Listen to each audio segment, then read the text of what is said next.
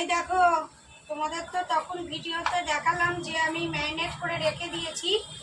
এখন এইবার এটাকে শেপ দিচ্ছি, তারপরে ওই গোলাতে দেব।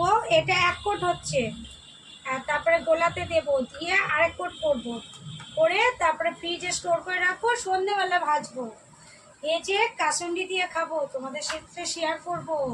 চলে এসো বন্ধুরা, সবাই একসাথে খাওয়া দাওয়া হবে।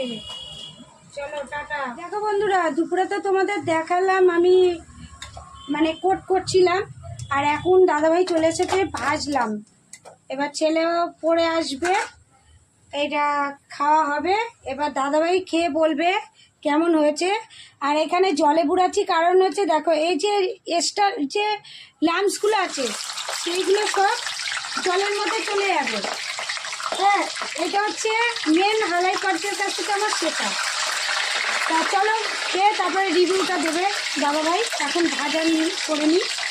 তো ভেজে নিয়ে আসা কমপ্লিট হয়ে গেছে। এখানে নিয়েছি কাসুন্দি আর টমেটোর সস, আর রয়েছে পেঁয়াজ, শসা নেই।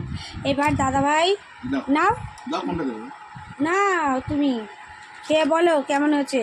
বন্ধুদের একটু কিপসি মতো দুবার কোট করেছি,